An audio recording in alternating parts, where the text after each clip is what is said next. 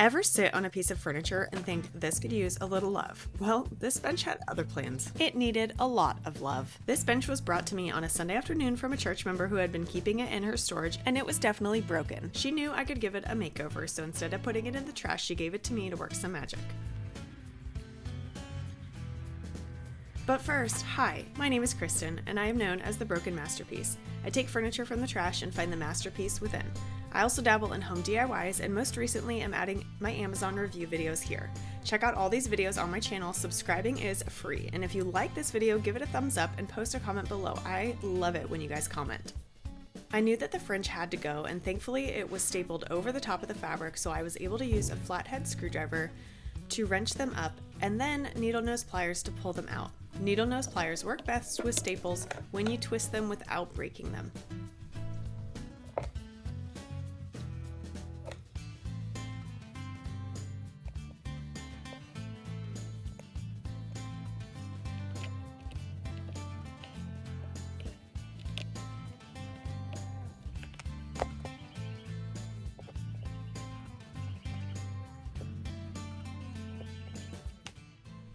Before sanding down your piece, to get it ready for paint, you must clean it so that you can get off any cleaners that have been used previously on it.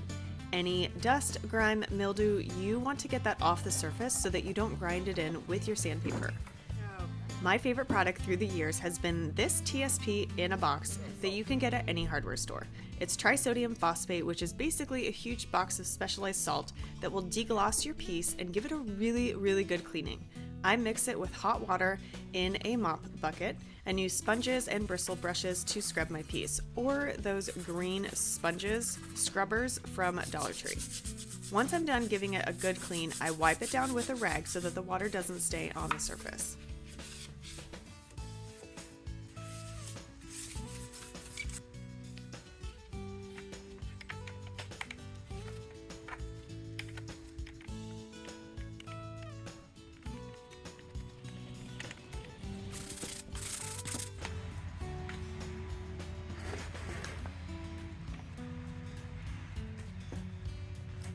I'm going to work on this piece in two different ways. I'm going to hand sand part of it, and then I'm going to use my Surf Prep sander to show you the difference.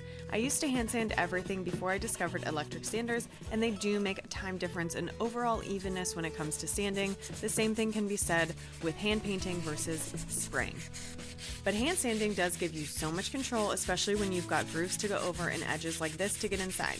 So I tri-fold little pieces of sandpaper. I'm using a 150 here, and make sure that you have gloves on so that you don't sand off your fingerprints.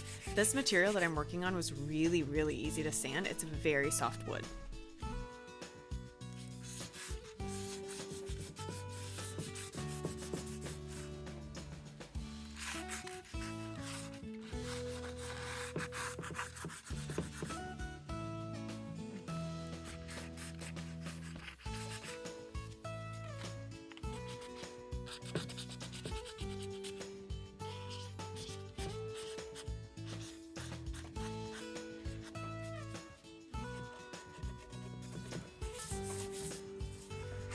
This is my Surf Prep sander. It is expensive, but it's quite the investment and it's absolutely worth it. My neighbor actually just bought one from my affiliate link, and he said it made all the difference when he painted his cabinets recently. And it comes with a pack of variety sanding sponges and different sandpapers to work with on literally any project. I hook it up to my Surf Prep vacuum. Now you can use just a regular shop vac. I had a DeWalt one before this. Whenever these sanding pads go on sale, I usually buy some to stock up and make sure that I have a variety to pick from. I have the orbital sander as well because I had won that in a giveaway, and so I have a box of both. For this project, I'm using a medium sanding sponge in the extra large size. If I was using my electric sander, my DeWalt, which is my beast of all sanders, and it's a square sander, this would flatten down all this wood and take away all this detail. It's just too powerful, but these sanding sponges allow it to curve and go around details, around curves without flattening them out because it contours to the edges, curves. You can go around pedestal chairs with this. These sanding sponges are amazing.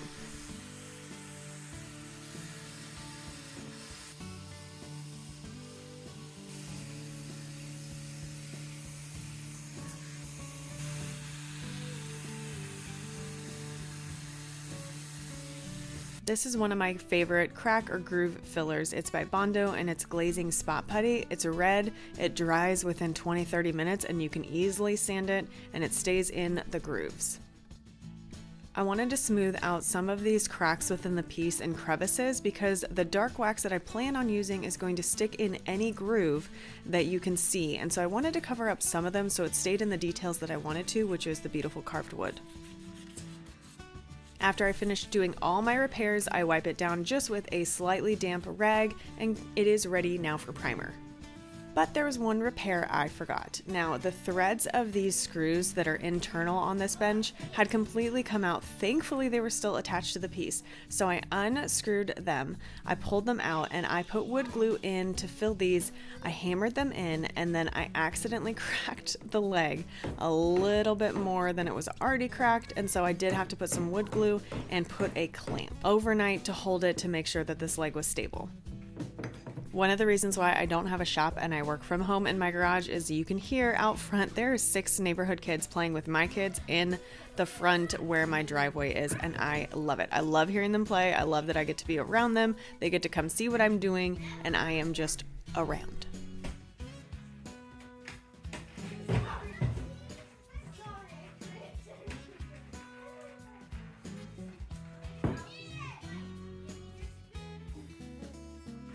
The primer I'm using on this is Kills 3. I had just a little bit of it left. I would have used shellac, but 1, I couldn't find it, and 2, it's a little bit more drippy, so when you are hand painting it on, it's a little bit harder to work with.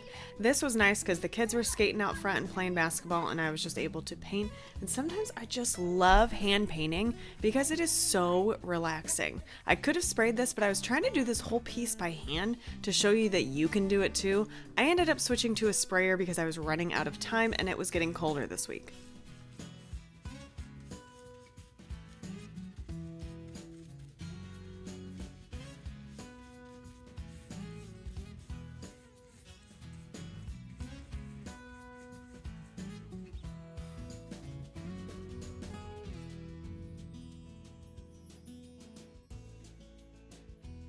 There is some color coming up through. Let's see if we can show you. There is some like orangey color, and on this one you can really see it. Yeah, there it is. So there's some bleed through coming through. So whatever was underneath this wood, the stain came off super easy. However, sometimes when the wood is like dyed underneath, you're gonna get that bleed through. And so what I'm gonna do, because I want to get this done fast, and I don't now want to shellac it because that it's kind of a mess to paint with, is I'm going to use this. And you're gonna say, well, why didn't you start with this? Well, because stuff can get expensive, and I wanted to avoid overspraying. I'm working in kind of a chaos garage right now without my spray booth, and so wanted to avoid spraying, but I can do this on the spots that there is bleed through. You want to use flat. You do not want to use satin. So just know, satin, you're going to get crackle in your paint. It's going to crack, and it's not going to get, there's something in the sealer, in the satiny part, that makes it crackle. You're going to want to use flat always when you're using it for prime. But we're going to hide bleed through with this. It's going to help just cover up the spots of bleed through, and then we're going to get to painting our piece.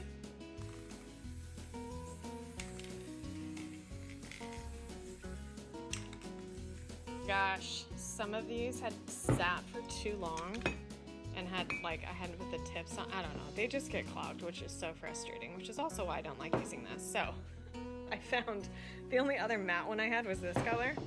So yeah, it is multicolored right now, but I wanted to make sure that I covered up all the bleed through. Even though there's gonna be dark wax on it and it probably would have been fine, I just wanted to make sure. So I am now mixing paints.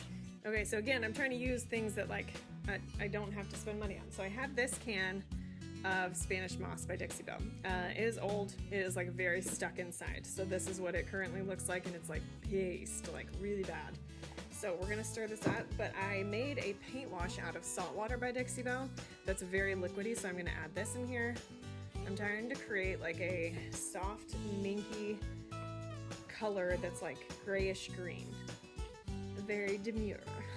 So I'm gonna add that in. I might add some cucumber ice. I have this too, and then I've got some collard greens by Dixie Belle. I might add a little bit of that in case this gets too light.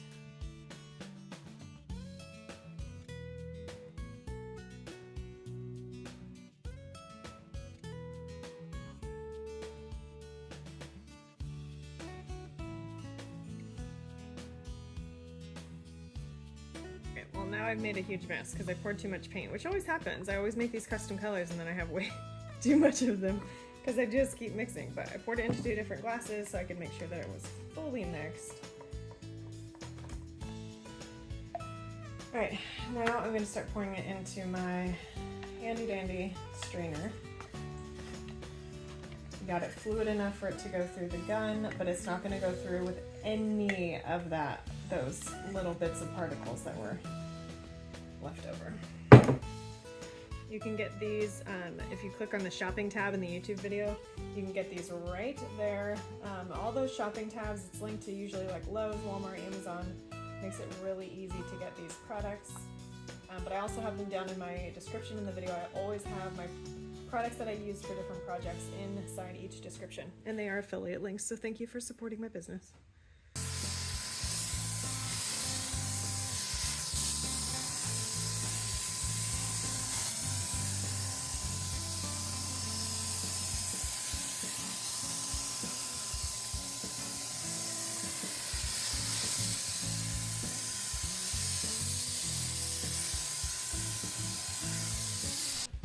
Alright, I'm trying a new product that I have never tried before. It is called Fabrico paint. They come with a lot of different colors and they are absolutely gorgeous. Now, I had already wetted down the surface just slightly, just with like a damp rag. I gave it a wipe.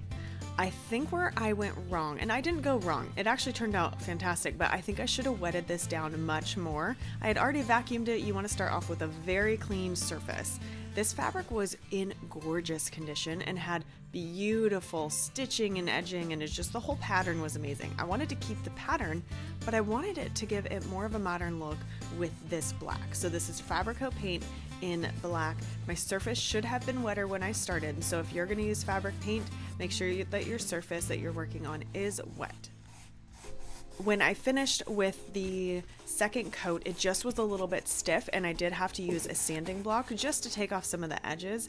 Now they say the wetter your surface is, the more malleable it's going to be, and it's going to finish like fabric and it's going to have a good feel to it. And so I used my paint sprayer again to put on a second and third coat of paint, making sure that you flip your piece upside down, sideways, making sure that you're getting into every crack and crevice. I didn't do the fabric paint on the arms just yet because I want to do that last. Alright, this is Johnson paste wax. Now, this stuff's kind of stinky. Make sure you're working in a well-ventilated area or wear a respirator. But this is what it looks like. I brought everything inside because it's 55 degrees outside as the high today, and I needed all this to be more room temperature so it can be easily spread around. So it has warmed up. It's been in here for like an hour and a half. Basically, I'm just going to get it out. I am going to smear it around on my brush and I'm going to start applying it. Wax is really easy to apply. You really are just like brushing and you can hardly see it, but you are just getting the surface completely coated with the wax and getting it in every little groove. And then you're gonna let that dry for an hour, and then we're gonna buff it off, and that's when we're gonna do the dark wax.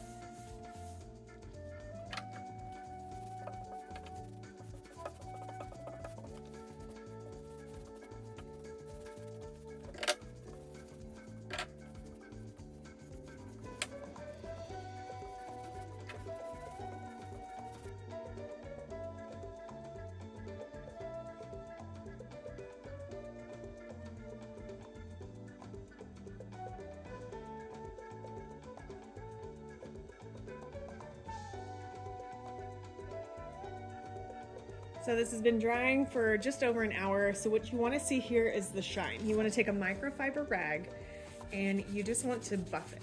You just want to buff, shine, and this is like your seal coat right here. This is sealing everything in and just making it like not, it looks like a matte color right now, and it's going to turn it into more of like a satin sheen. So you just want to like wrap it around your hands and just get in here and just buff. Remember, wax on, wax off. Try and get in every groove that you can, but remember that we're gonna dark wax this, so it's fine if you don't get into every crack and crevice, just the major ones. That's exactly what you want right there. And I notice I'm like missing some right here. So I'm gonna go back through and put it on any spot that's not giving me that sheen to make sure that it's fully covered.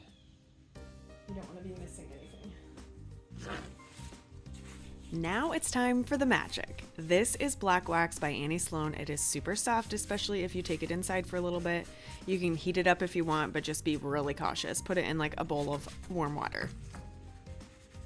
I have a waxing brush that I use for darker colors like this, and so I get it out, I put it on a plate, I rub it out, I rub it into the surface, I make sure that I get it into the grooves that I want it to sit in, and then I go over it with steel wool that has a very high grit. So on this one, I'm using a quadruple 0 to make sure that I am not taking off too much and leaving it in the crack and crevice. Now, the cleaner your steel wool is, the better you're going to be able to get it off. And so just keep unrolling your roll and use a clean surface after you realize that you're not able to pull much off the surface. If you use a completely clean piece of steel wool and go over the big areas, it's going to completely take it off and leave it with this gorgeous, dark, mysterious, magic wax look.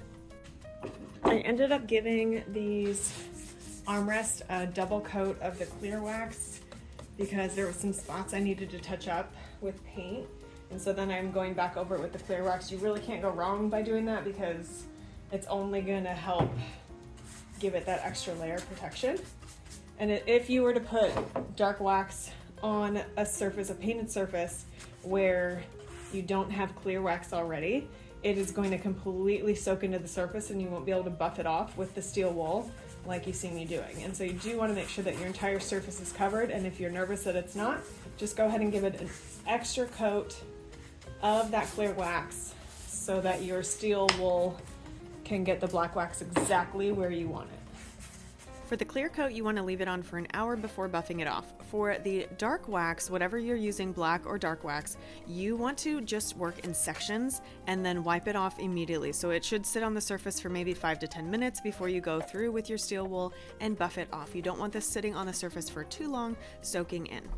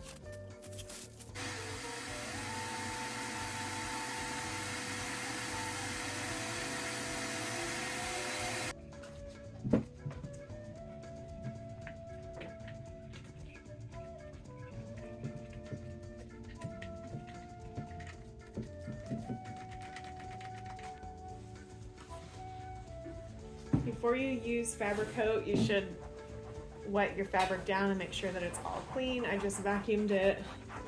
So now I'm gonna scrub it a little bit and make sure that it is wet and ready to receive paint. Get to work with my girl after school. She's doing the detail. She's an artist. I pulled the fabric back and went in with a really small brush to make sure that I covered everything. When this gets on your furniture, it is so easy to wipe off. I just kept a wet paper towel right next to me. It did get all over my face though. Thankfully I had gloves on. Yeah. I went over the edges first and then went through with 2 different brushes to make sure that I completely coated the surface. I ended up putting on 2 coats of this and then let it dry.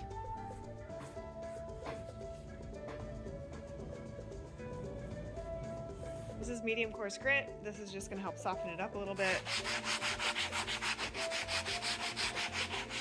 Are you guys ready for the big reveal? Now this is what it looked like before, and this is what it looks like now. This piece is being gifted to someone who I love, who has supported me the last 2 months while I was recovering from kidney donation surgery. So I can't wait for it to find its new home. It's gorgeous, it's sleek, it's very demure. If you have any questions about this project, please drop a comment below. I love interacting with you guys. And as always, subscribe to my channel, give this video a like, and thank you for following along for this furniture makeover.